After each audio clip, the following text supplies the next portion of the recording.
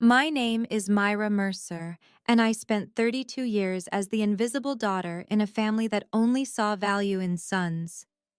When I was 18, my parents wrote a check for $180,000 to send my brother to medical school. When I asked for help with college tuition, my father looked me in the eye and said, "Girls don't need degrees. Find yourself a good husband." So I worked 3 jobs. I survived on 5 hours of sleep for 4 years. I graduated summa cum laude and put myself through Johns Hopkins Medical School without a single dollar from them. 12 years later, I became a cardiothoracic surgeon, one of the few women in my field. But at my brother's engagement party last month, my father stood in front of 150 guests and introduced Tyler as our only successful child. He had no idea that his future daughter-in-law was the patient I saved 3 years ago on my operating table. Before I tell you what happened next, please take a moment to like and subscribe, but only if this story speaks to you. Drop a comment and tell me where you're watching from and what time it is there. Now let me take you back to where it all began. I grew up in Bethesda, Maryland, one of those manicured suburbs outside D.C. where every lawn looked like it belonged in a magazine and every family had secrets hidden behind their perfect hedges. Our house sat at the end of a quiet cul-de-sac, 2-car garage, colonial shutters, a flagstone path lined with boxwoods that my mother trimmed every Sunday after church. My father, Harold Mercer, spent 30 years climbing the corporate ladder until he became CFO of a mid-sized insurance company. He wore the same style of pale blue Oxford shirt every day, pressed and starched, paired with a Rolex date, just he bought himself the day he got promoted. That watch was his trophy. His proof that hard work paid off, for the right kind of person. In our house there were rules. Not the kind anyone wrote down, the kind you learned by watching. Tyler got dropped off at school in my father's Lexus. I took the bus. Tyler got a math tutor when his grades slipped. When I asked for one, my father said, "You don't need that. Girls just need to study enough to get by." Tyler's baseball games were family events. My academic awards? My mother came once. My father never did. My mother, Linda, was a homemaker, soft-spoken, always smoothing things over. Whenever I questioned the rules, she'd pat my hand and say, "Your father does this because he loves you. He's just trying to protect you." Protect me from what? Success? I was the top student in my class every single year. Honor roll, National Merit Scholar. I had universities sending me letters before I even applied. But none of that mattered. Not to him. Because in my father's world, daughters weren't investments. We were liabilities waiting to become someone else's responsibility. And I was about to learn exactly how much that belief would cost me. The summer before my freshman year of college, my mother made meatloaf for dinner. She only made meatloaf when something important was happening. Birthdays, promotions, announcements. I was 18. I had just received my acceptance letter from the University of Maryland. A partial scholarship that covered most of my tuition, but I still needed about $15,000 a year to make it work. I remember smoothing the letter on the dining table, my heart pounding with hope I didn't want to admit I had. "I got in," I said. "With a scholarship. I just need help with the rest." My father picked up the letter. He didn't read it. He just glanced at the header and set it down next to his plate. "That money is for Tyler," he said, swirling the Macallan 18 in his glass like he was making a business decision, which, to him, he was. "Your brother will need a career. He'll have a family to support someday. You?" He finally looked at me. "You just need to find a good husband." I looked at Tyler. He was 14 then, hunched over his phone, pretending not to hear. He didn't say a word. Neither did my mother. The silence in that room was louder than any argument could have been. I folded the letter carefully, slid it into my pocket, and said the only thing I could manage. "Okay." That night, I didn't cry in my room. I didn't scream into my pillow. I sat at my desk, opened my laptop, and searched for part-time jobs near campus. I applied to 3 before midnight, because in that moment I made a decision. I would never ask my father for anything again, and I never did. College was a blur of early alarms and cold coffee. Job 1. Waitress at a diner 2 blocks from campus. I worked the breakfast shift, 5 a.m. to 9 a.m., pouring coffee for truckers and retirees before running to my first class with grease still on my apron. Job 2. Library assistant. Afternoons and evenings, shelving books and manning the front desk.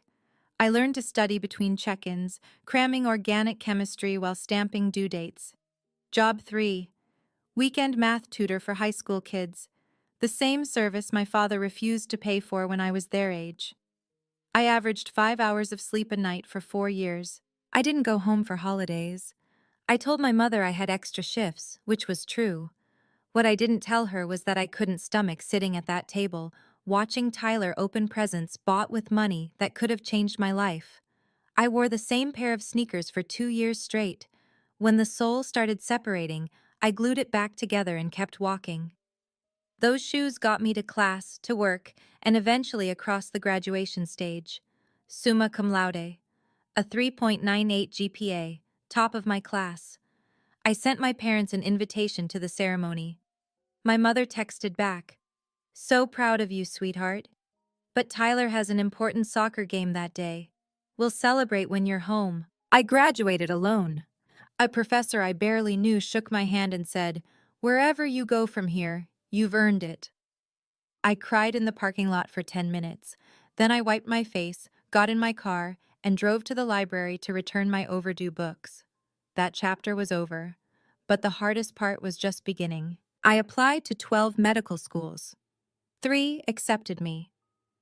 I chose Johns Hopkins, not because it was the most prestigious, though it was, but because they offered the best financial aid package: loans, grants, work study. I pieced it together like a patchwork quilt, and somehow it held. 4 years of medical school, 6 years of residency, 2 years of fellowship, 12 years of my life, building something no one in my family believed I could build. I specialized in cardiothoracic surgery, one of the most demanding fields in medicine. The hours were brutal. The pressure was relentless. I watched colleagues burn out, drop out, switch to easier specialties. I stayed, not because I had something to prove to my father. I stayed because every time I held a human heart in my hands, every time I watched a flat line turn into a steady rhythm, I knew this was exactly what I was meant to do. By 32, I was an attending surgeon at Johns Hopkins Hospital, one of the few women in my department, board-certified, published, respected, and my family had no idea. My mother knew I worked at some hospital. That was the extent of it. She never asked for details, and I never offered them. I wore my Johns Hopkins medical ring every day, a gold band with the university crest. I bought it myself the day I graduated. It wasn't flashy. Most people wouldn't even notice it. But I noticed it every time I scrubbed in for surgery. Every time I needed to remember who I was and what I'd survived to get there. That ring was my proof, my quiet rebellion. Then, one evening, my mother called, and everything I'd spent 12 years avoiding came rushing back. It was 9 p.m. on a Tuesday when my phone lit up with my mother's name. She only called late when she didn't want my father to hear. "Myra, honey." Her voice was barely above a whisper. "I have news. Tyler's getting engaged." I set down my glass of wine and leaned back against my kitchen counter. "That's great, Mom. Tell him congratulations.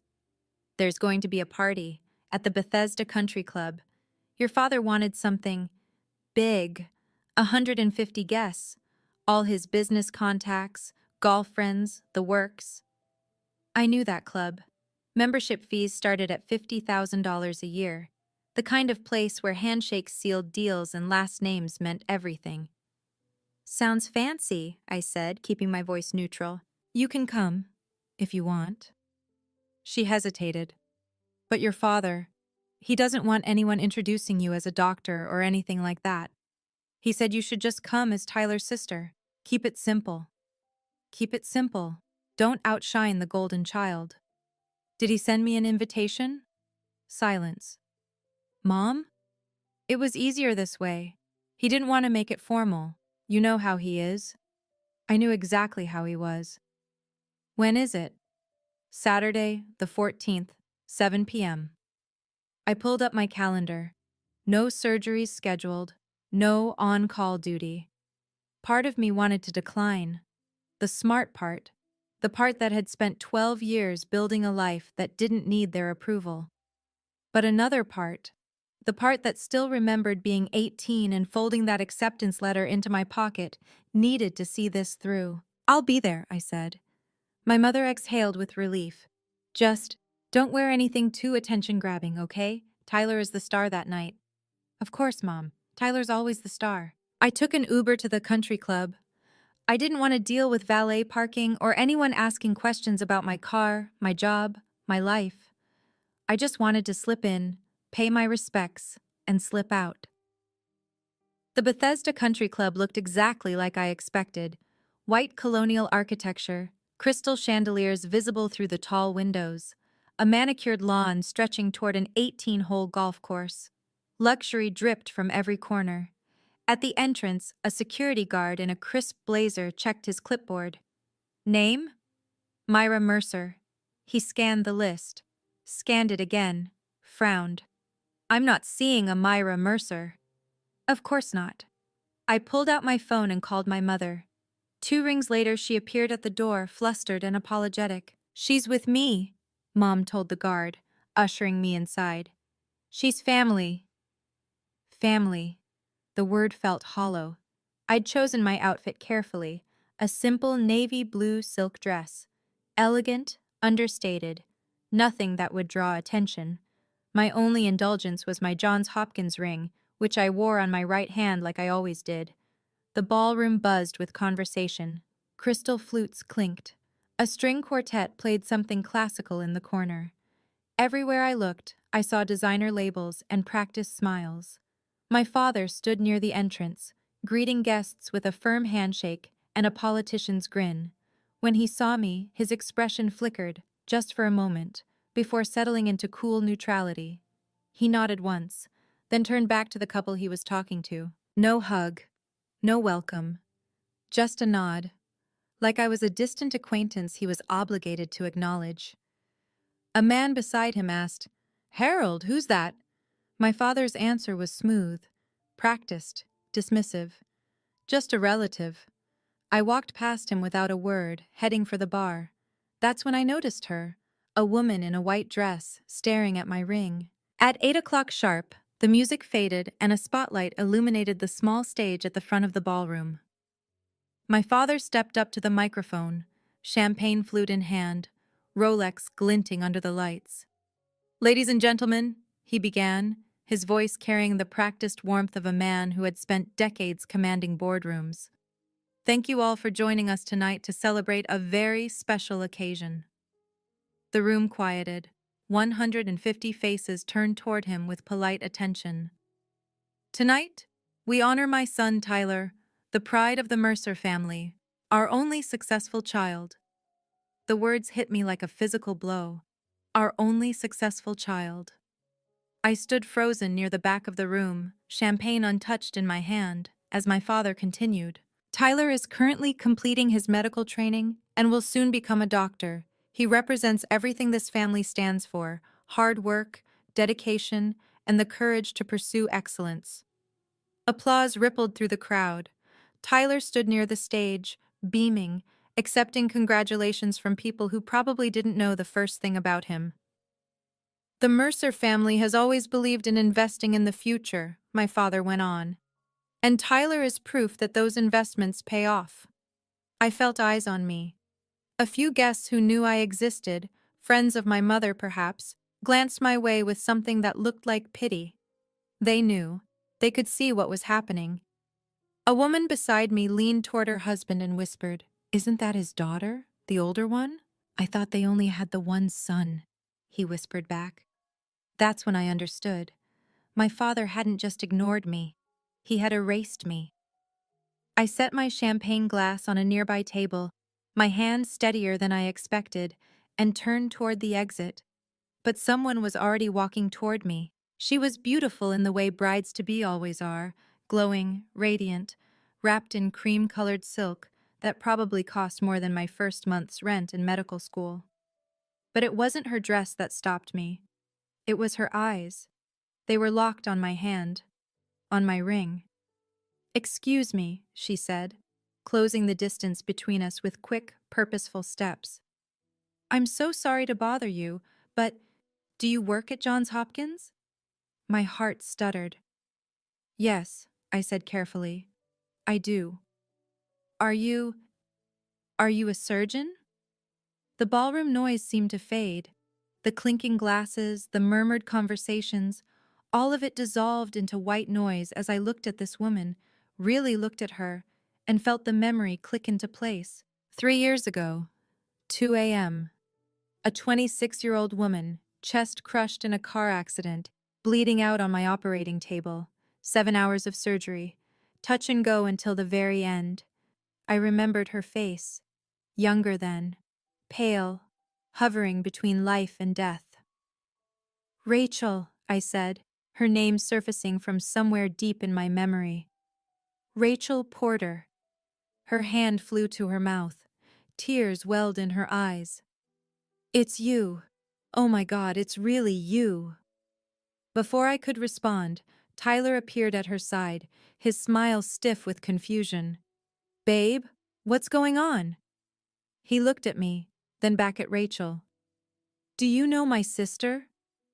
Rachel's head snapped toward him. "Your sister?" Her voice cracked.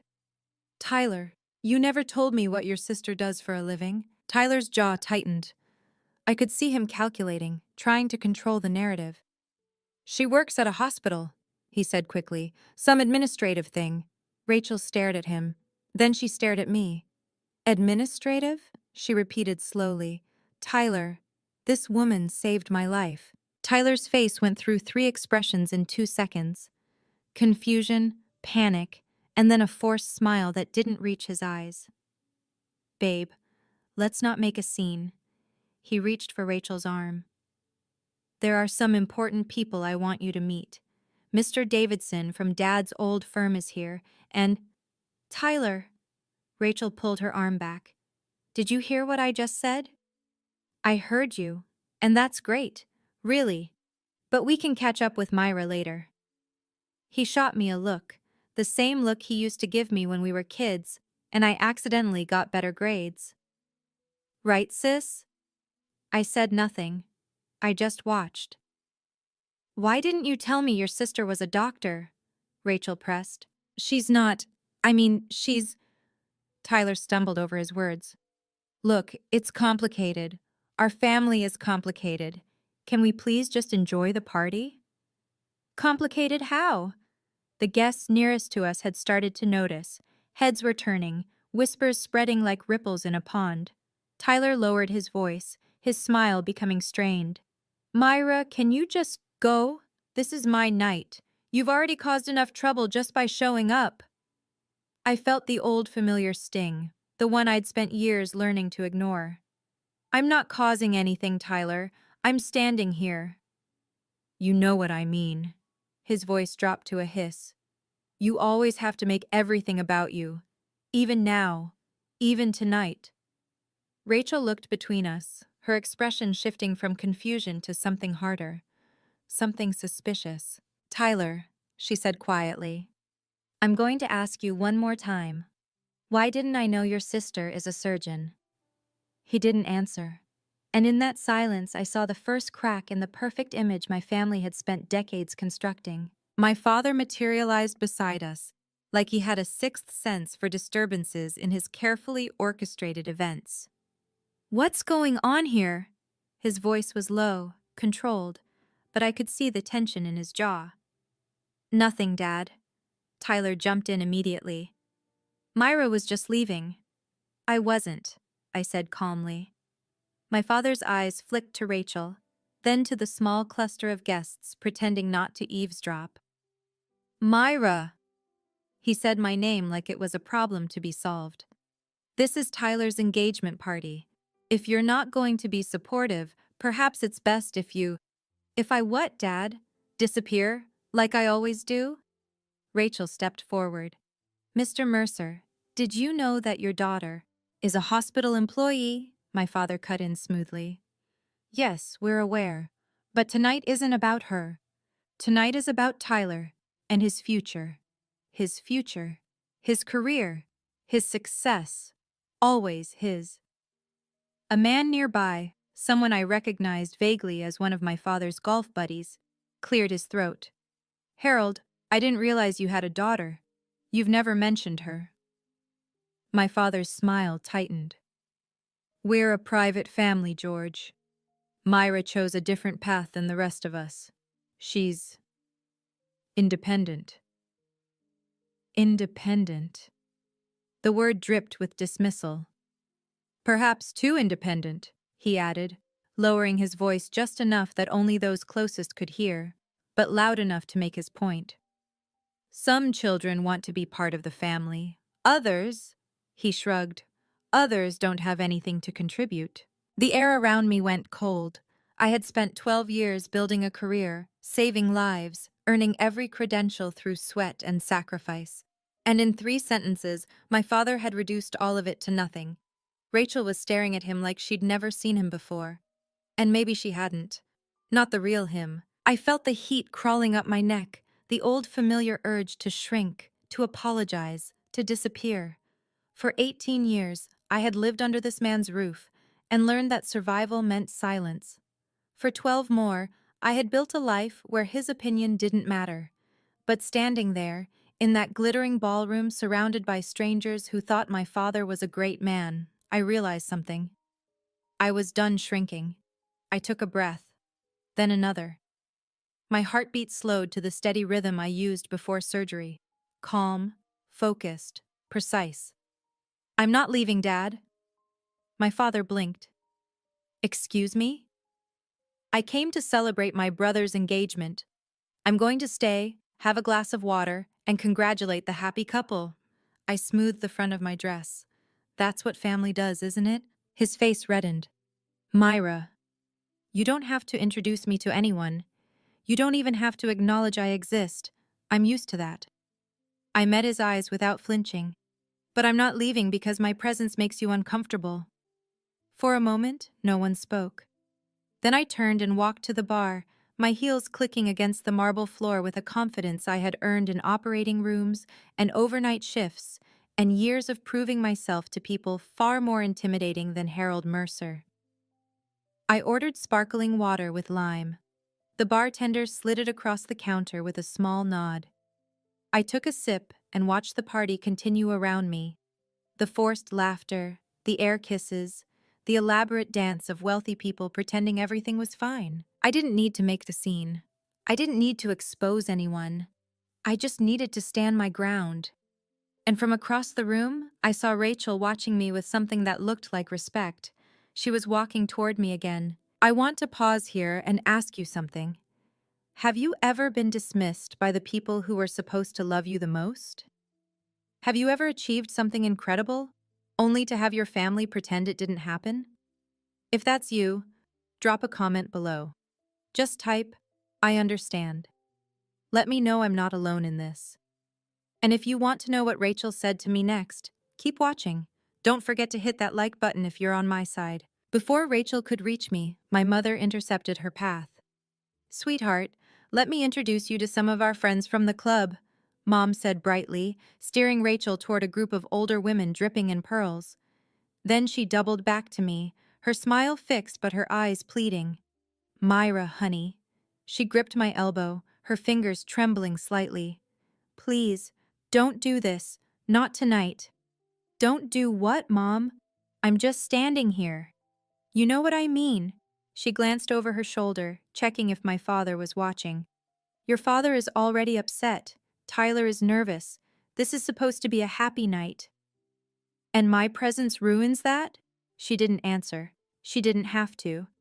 Mom, do you even know what I do for a living? Her eyes dropped to the floor. You know I work at Johns Hopkins. You know I'm a surgeon. You've known for years. My voice was quiet but firm. Why have you never told him? Your father wouldn't, she trailed off. He wouldn't have believed me. He'd already made up his mind about you. So you just let him? I didn't have a choice. You had a choice every single day, Mom. You just didn't take it. Her eyes glistened. For a moment, I saw the mother I remembered from childhood, the one who used to sneak me extra dessert and tell me I could be anything I wanted. That woman had disappeared a long time ago. I know you've done well for yourself, she whispered. I'm proud of you. I just can't. Can't what? Say it out loud? She squeezed my hand once, then let go. Please just go home, Myra, before things get worse. They're already worse, Mom. They've been worse my entire life. I watched her walk away, and for the first time, I didn't feel angry, I just felt sad. I drifted to the corner of the ballroom, near the floor-to-ceiling windows that overlooked the golf course. Outside, the landscaping lights cast golden pools across the pristine grass. I could see the outline of luxury cars in the parking lot. Mercedes, BMWs, a few Porsches. The world my father desperately wanted to belong to. Inside, 150 people laughed and clinked glasses and celebrated a future that had nothing to do with me. I looked down at my ring, the Johns Hopkins crest catching the light. I thought about the day I earned it. The ceremony was small, held in a conference room with bad coffee and fluorescent lighting. My classmates had families filling the seats, parents dabbing tears, siblings snapping photos. I sat alone in the third row. When they called my name, I walked up, shook the dean's hand, and accepted my ring with no one to witness it. Afterward, a janitor setting up chairs for the next event said, "Congratulations, Doc." He was the only person who acknowledged my accomplishment that day. I pressed my thumb against the ring now, feeling its weight. What am I even doing here? I had spent 12 years building a life that didn't require their approval. A life filled with colleagues who respected me, patients who trusted me, work that mattered. Why was I standing in a corner at my brother's engagement party, hoping for something I knew I'd never get? Through the glass, I watched a couple stroll arm in arm toward the garden, happy, oblivious, normal. Maybe I should just leave. Let them have their perfect night. But then my phone buzzed. A text from Dr. Kevin Chen, a colleague back at Hopkins. "Hey Myra, random question. Your brother Tyler, did he finish his residency? Just saw him at a pharma conference. Thought he was still in training?" I stared at the screen, and everything changed. I read the message 3 times. Thought he was still in training. Tyler wasn't in training. According to my mother's updates, the few she shared, Tyler was finishing up his residency and about to become a doctor any day now. That was the story. The narrative my father broadcast to anyone who would listen. But Kevin had just seen Tyler at a pharmaceutical sales conference, not a medical conference, a sales conference. I opened a browser on my phone and searched. Tyler Mercer Pfizer. 3 results. A LinkedIn profile, a company directory listing, a conference speaker bio from 6 months ago. Tyler Mercer, medical sales representative, Pfizer Inc. No residency, no medical license, no doctor in front of his name. He had dropped out 2 years ago based on the dates. My father had spent $180,000 on Tyler's medical education, and Tyler hadn't even finished. He'd quietly pivoted to pharmaceutical sales and never told anyone. For 2 years, he had been lying to our entire family. I slipped my phone back into my clutch, my mind racing. This wasn't my weapon. I didn't come here to expose anyone. But as I watched my father work the room, shaking hands, boasting about his future doctor son, I realized something. The truth didn't need me to weaponize it. The truth had a way of surfacing on its own. I thought about every patient who had ever thanked me after surgery, every life I had helped save, every 18-hour shift, every sacrifice, every moment I had chosen this path despite having no one to support me. I didn't need to prove anything to my father, but I also didn't need to protect my brother's lies. I straightened my shoulders and looked across the room. Rachel was finally breaking free from the group of women. She was heading my way. This time, I didn't look away. I met Rachel halfway, near one of the tall cocktail tables draped in white linen. "I'm sorry about earlier," she said, slightly breathless. "Tyler's mother kept pulling me around to meet people." "It's fine. It's your party." "It's supposed to be," she bit her lip. "But nothing about tonight feels right." I studied her face, the furrow between her brows, the tension in her shoulders. This wasn't bridal glow. This was doubt. "Rachel, how much do you know about Tyler's career?" She blinked at the question. "He's finishing his residency, internal medicine. He's supposed to start his fellowship next year." "That's what he told you?" "That's what he's told everyone." Her voice wavered. "Why? Is there something I should know?" I hesitated. This wasn't my secret to tell, but it also wasn't my lie to protect. "I just received a message from a colleague. He saw Tyler at a pharmaceutical sales conference last week." "A sales conference?" Rachel shook her head. "No, Tyler doesn't do sales. He's a doctor. Well, almost a doctor." "Rachel." I kept my voice gentle but direct. "I looked it up. Tyler works for Pfizer. He's listed as a medical sales representative. He has been for at least 2 years." The color drained from her face. "That's not possible. He shows me his schedule. He talks about his patients. She stopped. Something clicked behind her eyes. "Oh my God," she whispered. "The hours. He's always so vague about where he goes. I thought it was because he was busy at the hospital." "I'm not trying to hurt you," I said. "I just think you deserve to know the truth before you marry him." Rachel stared at me. Then she looked across the room at Tyler, who was laughing at something his father said. "He's been lying to me for 2 years?" I didn't answer. I didn't have to. Rachel stood frozen for a long moment, processing. Then she turned back to me with a different look in her eyes, sharper now, more focused. "Wait, can we go back to what I said earlier?" She took a breath. 3 years ago, I was in a car accident. A bad one. My sternum was crushed. I had internal bleeding. They told my parents I probably wouldn't survive the night." I nodded slowly. "I remember." "The surgeon who saved me, Dr. Myra Mercer, operated on me for 7 hours. She held my heart in her hands." Rachel's voice cracked. "When I woke up in the ICU, she was there. She held my hand and said, 'You fought hard. Now you get to live.'" I remembered that too. I remembered her parents sobbing in the waiting room. I remembered the moment her vitals stabilized, and I finally exhaled. "That surgeon was you," Rachel said.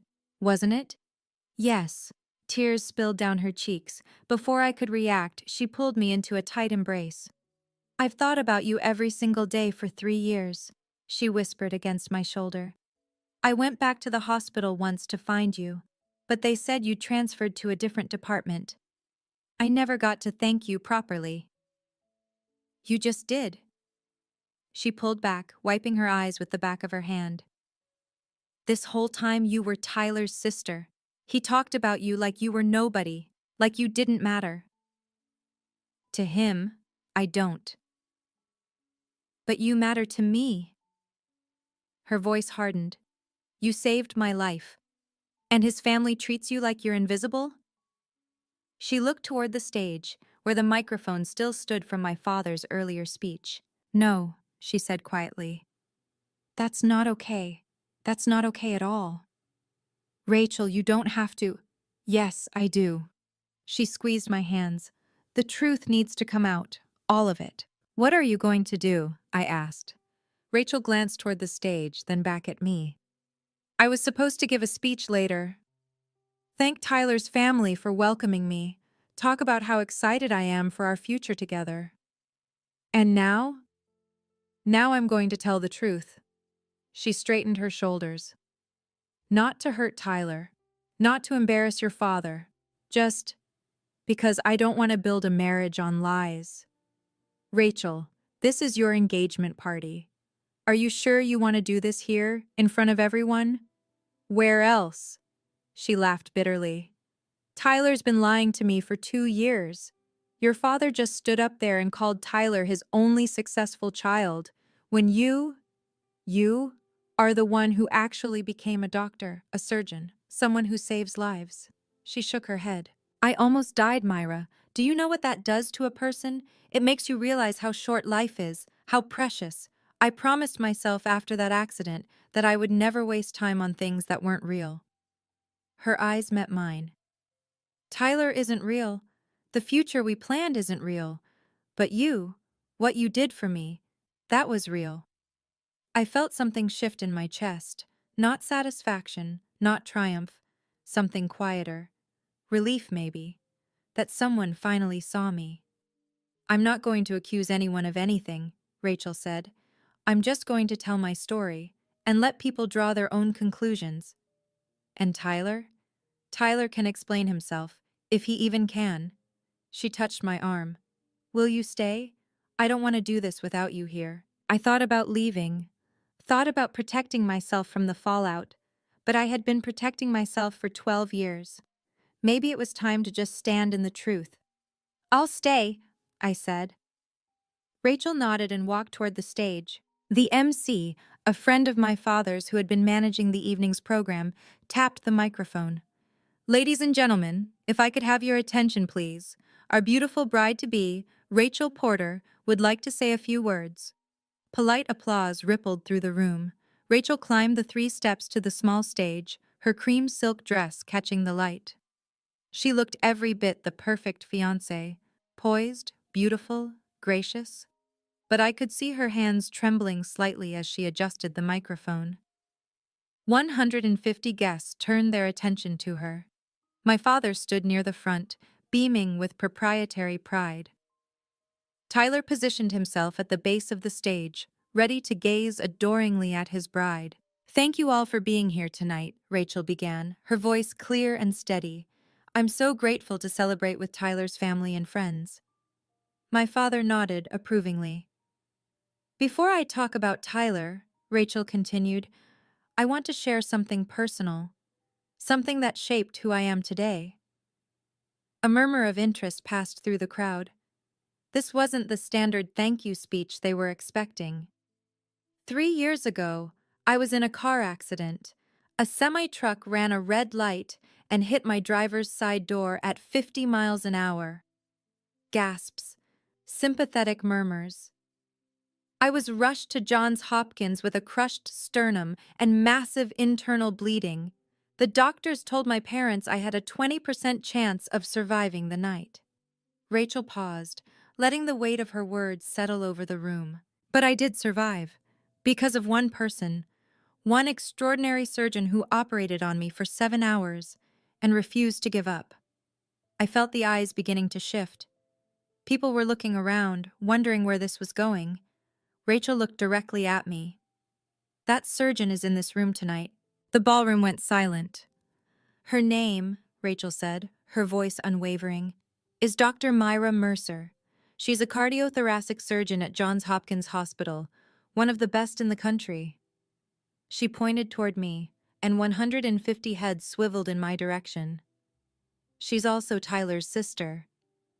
The silence exploded into whispers. I stood frozen in my corner, heart pounding, as Rachel continued. I didn't know this until tonight. Tyler never mentioned that his sister was a doctor. In fact, his family introduced her to me as someone who works in hospital administration. Rachel's voice sharpened. But that's not true.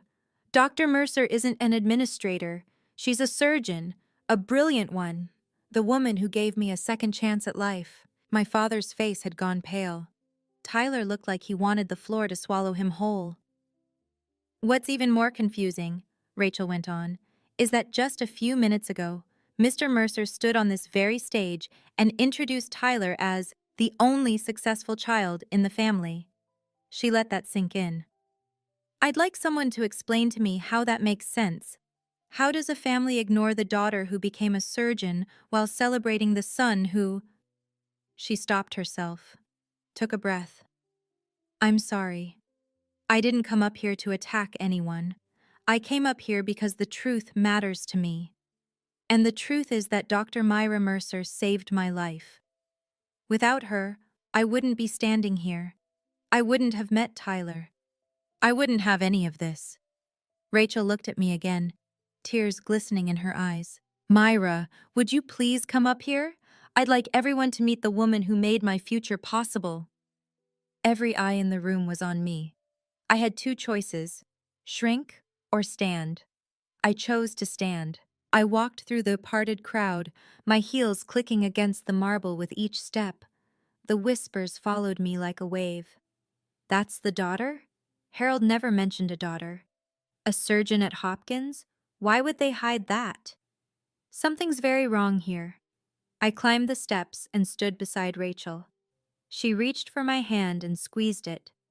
From the crowd, a man's voice called out, Dr. Howard Brennan, a cardiologist who was apparently among my father's golf circle. Myra Mercer? He stepped forward, recognition dawning on his face. I attended your presentation at the American Heart Association conference last spring. Your research on minimally invasive mitral valve repair was exceptional. More murmurs, more turning heads. Thank you, I said simply. Rachel leaned into the microphone.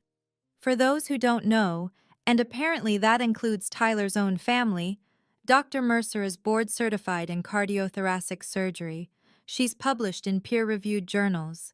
She's saved countless lives, including mine. She turned to face my father, who stood motionless near the front, his face a mask of barely controlled fury. Mr. Mercer, I mean no disrespect, but I have to ask, why did you tell this room that Tyler is your only successful child? Your daughter is standing right here. She's accomplished more than most people will in a lifetime. The room held its breath. My father's mouth opened, closed, opened again. This is hardly the time or place. It seems like exactly the right time and place to me, Rachel said calmly. You chose to celebrate Tyler's success publicly. Why can't we acknowledge Myra's? Someone in the back started clapping. Then another person. Then another. Within seconds, half the room was applauding. Not for my father, not for Tyler, but for me. And I hadn't asked for any of it. The truth had simply found its way into the light. Rachel handed me the microphone. For a moment, I just stood there, looking out at the sea of faces, some curious, some sympathetic, some uncomfortable. I could have destroyed my father right there. I could have laid out every slight, every rejection, every moment he made me feel worthless. But that wasn't who I wanted to be. Thank you, Rachel. I kept my voice calm, measured. And thank you, everyone, for your kind applause. I didn't come here tonight expecting any of this. I paused, collecting my thoughts. I came because Tyler is my brother, and I wanted to wish him well. That's it. I didn't come to cause drama or make anyone uncomfortable. My father's posture relaxed slightly. He thought I was backing down, but I also won't pretend to be something I'm not. I met his eyes. I'm not a hospital administrator. I'm not just a relative. I'm a cardiothoracic surgeon. I've spent 12 years training for this career, years I funded entirely on my own. The room was utterly silent. I'm not telling you this to brag. I'm telling you this because the truth matters. Rachel's right about that. I turned to look at her. 3 years ago, she came into my operating room more dead than alive. I spent 7 hours fighting to keep her heart beating. When she woke up, I promised her that her fight was worth it. Rachel wiped tears from her cheeks. I don't need anyone's validation, I continued, turning back to the crowd. I stopped needing that a long time ago, but I also won't stand quietly while the people who should have supported me pretend I don't exist. I set the microphone back on the stand. That's all I have to say. Thank you for listening. I stepped back, and that's when Tyler lost control. Tyler stormed onto the stage, his face flushed red, his carefully gelled hair starting to come undone. Are you serious right now? He grabbed the microphone, his voice cracking with barely contained rage. This is my engagement party, and you just had to make it about you, didn't you? Rachel stepped toward him. Tyler? No! He jabbed a finger in my direction. She's always been like this, always trying to prove she's better than me, always competing. Even now, even on the one night that's supposed to be mine, she can't just let me have it. The guests shifted uncomfortably. This wasn't the charming Tyler they thought they knew. I didn't do anything, Tyler. My voice was steady. Rachel asked me a question and I answered honestly. Honestly? He laughed bitterly. You want to talk about honesty? Fine. Let's talk about how you abandoned this family, how you never come home, how you act like you're so much better than all of us. Tyler. My voice cut through his tirade like a scalpel. When were you going to tell everyone you dropped out of your residency 2 years ago? The room went absolutely still. Tyler's face drained of color. What? You're not becoming a doctor, Tyler. You're a pharmaceutical sales rep. You have been for 2 years. I paused. Dad's $180,000 and you couldn't even finish. For a long moment, no one moved. Then Rachel stepped forward and slowly, deliberately, pulled the engagement ring from her finger. I asked you one thing, Tyler. One thing when we started dating. I said, please never lie to me. She placed the ring in his trembling hand. You've been lying to me since the day we met. She walked off the stage without looking back. Tyler stood alone under the spotlight, holding a ring no one wanted anymore. Can I be honest with you for a second? That moment, watching Tyler stand there with that ring, I didn't feel victorious. I felt tired. 12 years of silence, and this was how it ended. Let me know in the comments. Do you think Tyler deserved this, or do you feel sorry for him? And if you're still here, if you want to know what happened with my father, keep watching. This is the part I waited 12 years for. My father finally moved. He climbed the stage steps slowly like a man walking toward his own sentencing. His Rolex caught the light as he reached for his son's shoulder. Tyler, we'll discuss this at home. His voice was low, controlled, but I could see the vein pulsing in his temple. Everyone, please, let's not let this small misunderstanding ruin the evening. Misunderstanding? Dr. Brennan stepped forward from the crowd. Harold, your daughter is one of the most respected cardiothoracic surgeons on the East Coast. I've read her research. I've watched her present at national conferences. And you've been telling everyone she's an administrator? More voices joined in. The carefully cultivated facade was crumbling. My father turned to me, his face a complicated mix of anger and something I'd never seen before. Fear. Myra, this isn't the place. You made it the place, Dad. When you stood up there and called Tyler your only successful child in front of everyone I grew up around. Tyler needed... He stumbled over his words. You don't understand the pressure he's been under. Pressure?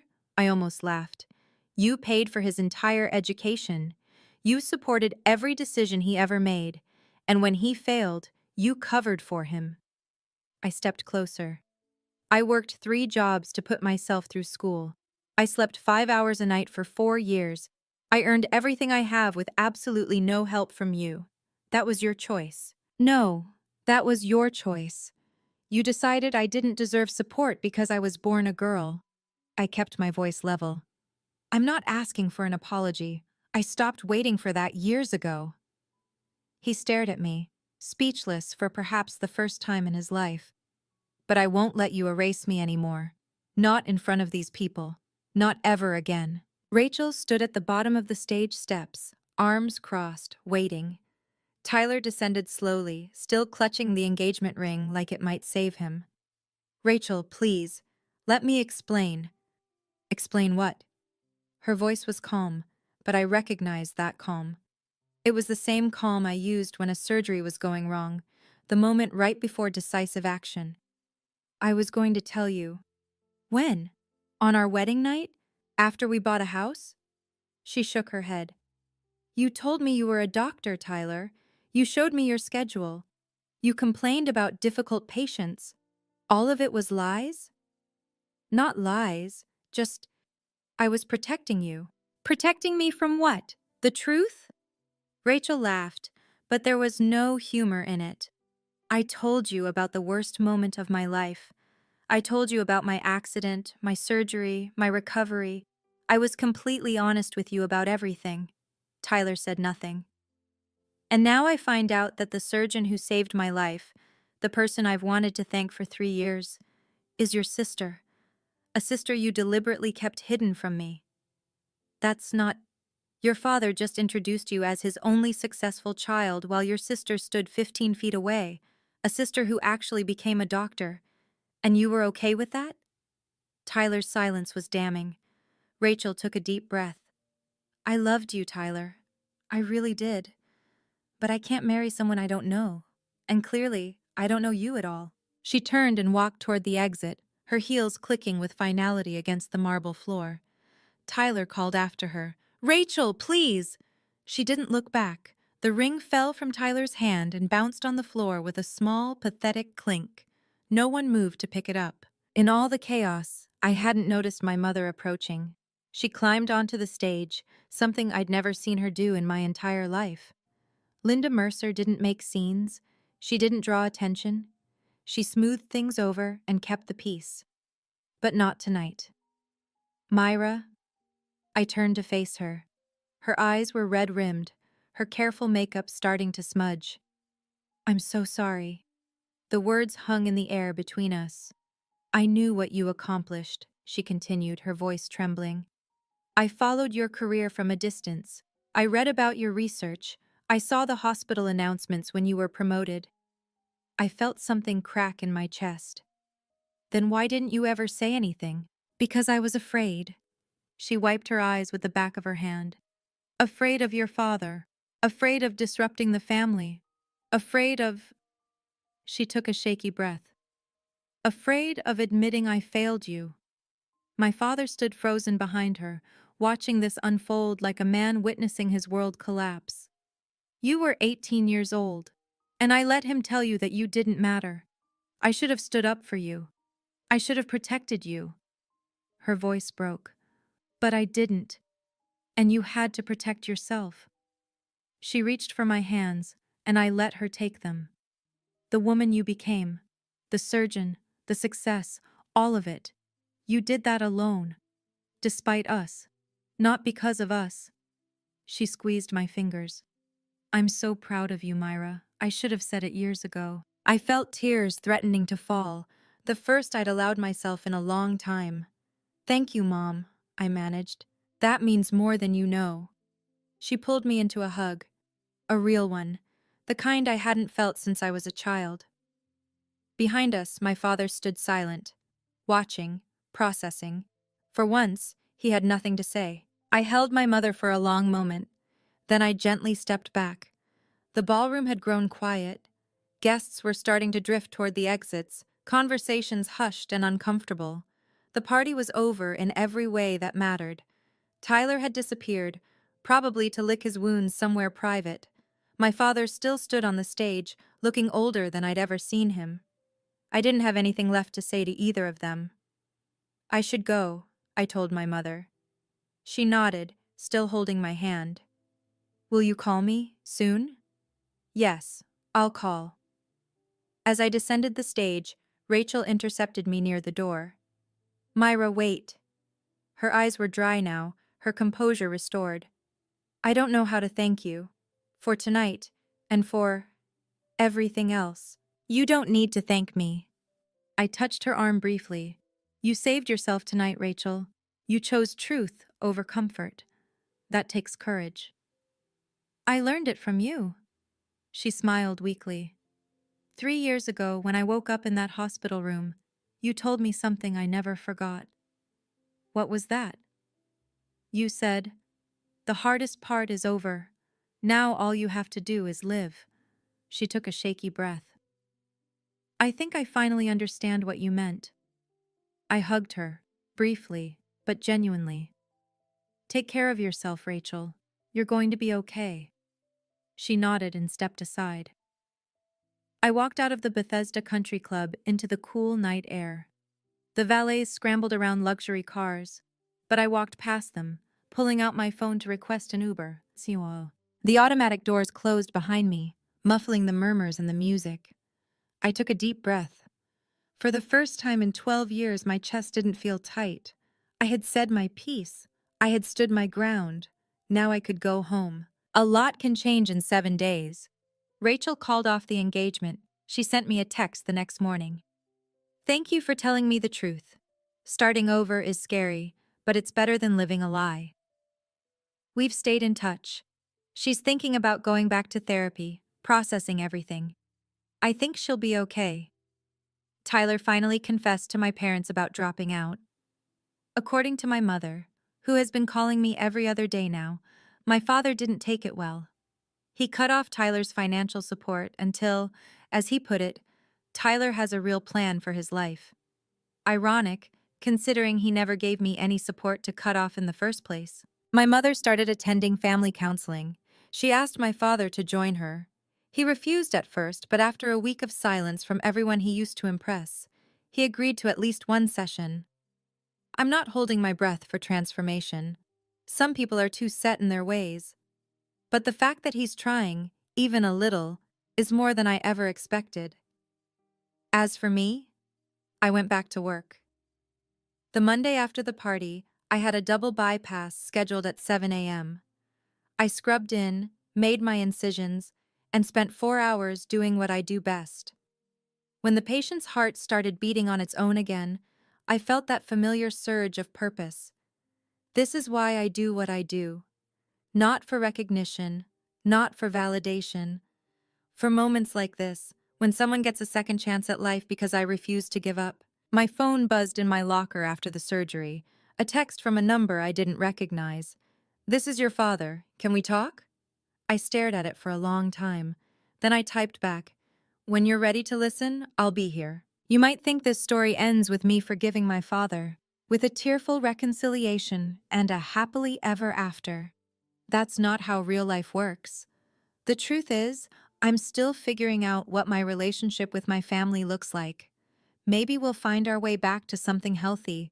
Maybe we won't. Either way, I've made peace with it.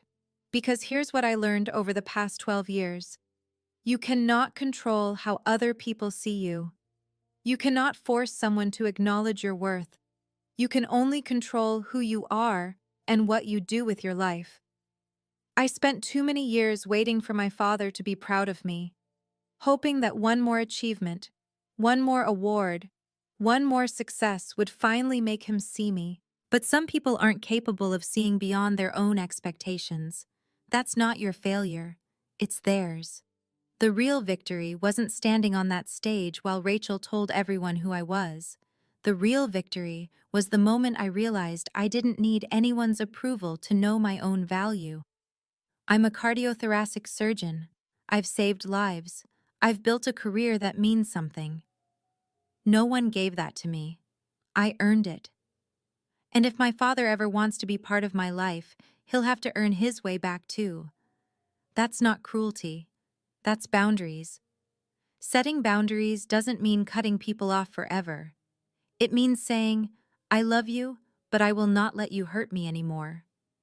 It means protecting the life you've built, even from the people who were supposed to help you build it. If you're watching this and you recognize yourself in my story, the overlooked daughter, the underestimated child, the one who was never quite enough, please hear me. You are enough. You always were.